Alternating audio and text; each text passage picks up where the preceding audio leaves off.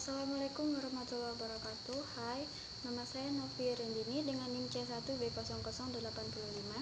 Saya dari kelas R004 Prodi Manajemen angkatan 2020. Hari ini saya akan mempresentasikan materi mata kuliah akuntansi dengan judul penyelesaian siklus akuntansi.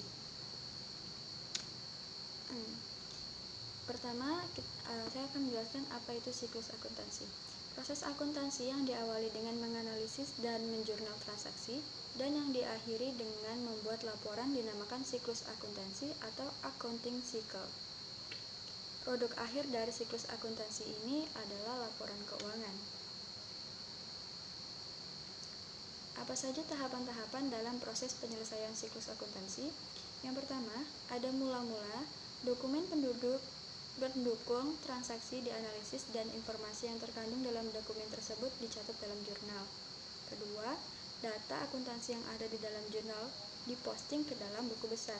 Lalu, seluruh saldo akhir yang terdapat pada masing-masing buku besar akun didaftar atau dipindahkan ke neraca saldo untuk membuktikan kecocokan antara keseluruhan nilai akun yang bersaldo normal debit dengan keseluruhan nilai akun yang bersaldo normal kredit.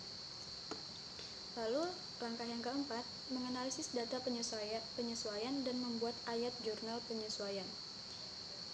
Yang kelima, memposting data jurnal penyesuaian ke masing-masing buku besar akun yang terkait.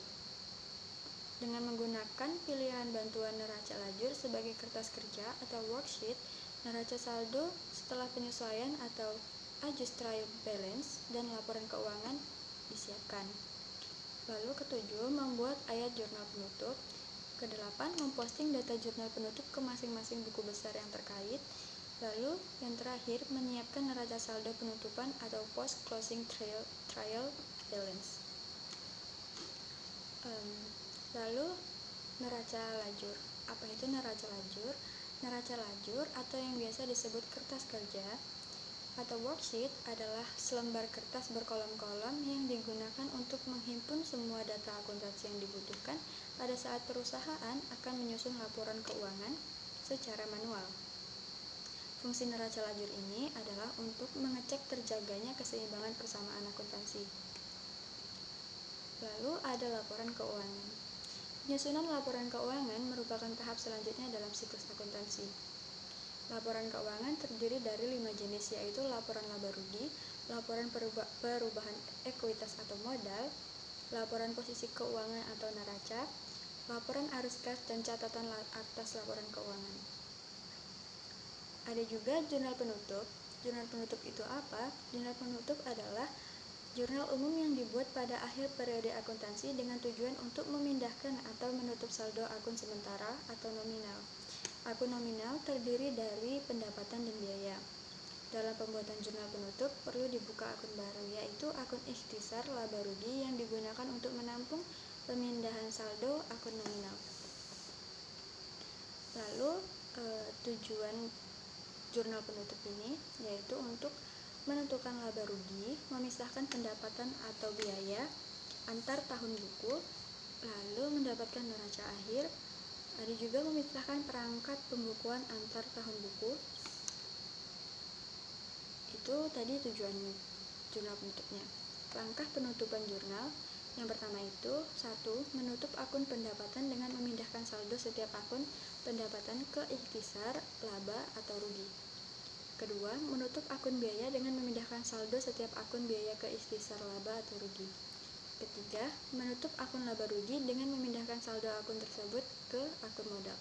Lalu yang keempat, menutup akun prive jika ada dalam jurnal dengan memindahkan akun tersebut ke modal. Lalu ada neraca saldo tutup. Neraca saldo penutup adalah kumpulan beberapa akun yang telah dihimpun ke dalam buku besar yang telah mengalami penyesuaian atas pencatatan jurnal penyesuaian.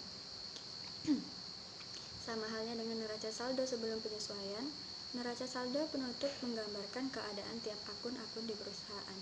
Neraca saldo penutup adalah neraca akhir yang dibuat perusahaan.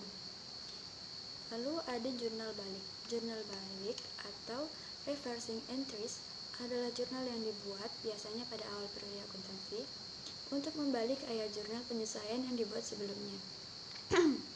Ayat jurnal balik dapat juga dikatakan sebagai ayat jurnal yang didebit dan kreditnya merupakan kredit dan debit ayat jurnal penyesuaian masing-masing dalam jurnal yang sama. Peristiwa yang butuh jurnal pembalik. Yang pertama, pencatatan dengan pendekatan pengakuan beban dan pendapatan, lalu pembayaran beban yang dibayar di muka diakui sebagai beban. Contoh pembayaran sewa untuk masa yang akan datang, tetapi dibayar di awal masa sewa. Perusahaan mencatat sebagai beban sewa. Baik, sekian presentasi dari saya. Saya akhiri, wabillahi taufiq wal hidayah. Wassalamualaikum warahmatullahi wabarakatuh.